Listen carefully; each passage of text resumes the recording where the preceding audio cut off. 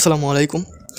HSC পরীক্ষার্থীরা, তোমরা যারা পদার্থবিজ্ঞান দ্বিতীয় পত্রে এ প্লাস তুলতে চাচ্ছ, আর মাত্র তোমাদের কয়েক ঘন্টা বাকি, তোমরা কীভাবে তুলতে চাচ্ছ আমি কিছু টপিক দেখিয়ে দিব, এখান থেকে পড়বে ভালোভাবে। মনে করো প্রথম অধ্যায় তাপগতিবিদ্যা, তোমরা এইগুলো হচ্ছে তোমাদের শর্ট সিলেবাসের কিছু টপিক আমি দেখিয়ে দিব। প্রথম অধ্যায় তাপগতিবিদ্যা থেকে পড়বে, তোমরা ইম্পর্টেন্ট টপিকগুলো পড়বে। মনে করো এখানে প্রথম অধ্যায় রয়েছে তাপগতিবিদ্যার প্রথম সূত্র, ধারণা, ব্যবহার, এগুলো পড়বে। এবং তোমরা পড়তে পারো তাপীয় সিস্টেম, অভ্যন্তরীণ শক্তি। আচ্ছা, এখানে আর পড়তে পারো কার্নো ইঞ্জিন সম্পর্কে যে মেথডগুলো আছে এগুলো করতে পারো। তাপগতিবিদ্যার দ্বিতীয় সূত্র, এই টপিকও করতে পারো। তাপীয় ইঞ্জিন, রেফ্রিজারেটর, কার্নো ইঞ্জিন, ইঞ্জিনের দক্ষতা, এন্ট্রপি, এই যে মেথডগুলো আছে এগুলো করতে পারো প্রথম অধ্যায় থেকে।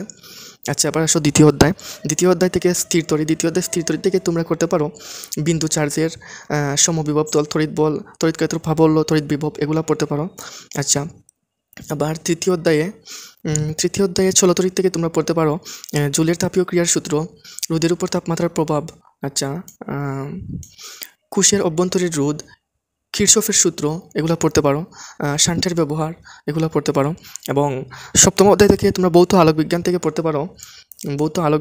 পড়তে পারো যে এখানে তড়িৎচুম্বকীয় তরঙ্গ মুখ, আলোর প্রতিফলন, প্রতিসরণ, ব্যতিচার, ইয়ংয়ের দ্বিচুড়ো পরীক্ষা, আলোর প্রত্যাবর্তন, এগুলো পড়তে পারো।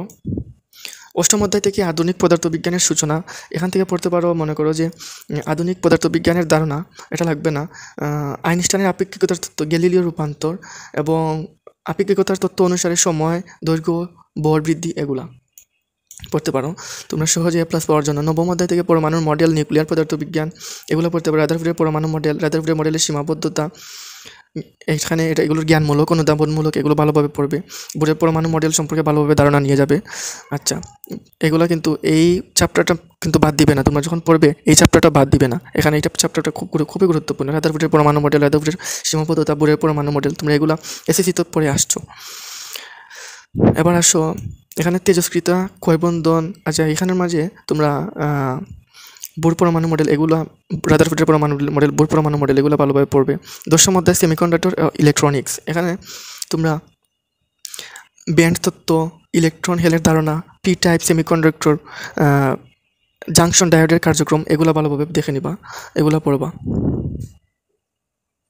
এখানে গেট, লজিক গেট, নন গেট, ওর গেট, এখান থেকে একটা থাকতে পারে, এগুলো ভালো গিয়ে পড়বা। লজিক গেট থেকে পড়বা এই টপিকটা।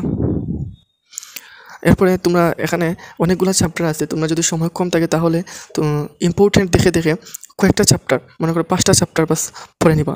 এখান থেকে যদি সময় কম, তোমরা সারা বছর প্রিপারেশন নিতে পারো নাই, এই কয়েক ঘন্টা কি প্রিপারেশন হবে, এই জন্য তোমরা 5-6টা চ্যাপ্টার ভালোভাবে পড়ে নিবা, যাতে এখান থেকে নিশ্চিত আসবে।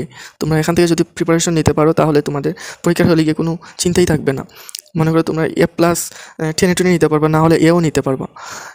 ধন্যবাদ সবাইকে এতক্ষণ সাথে থাকার জন্য।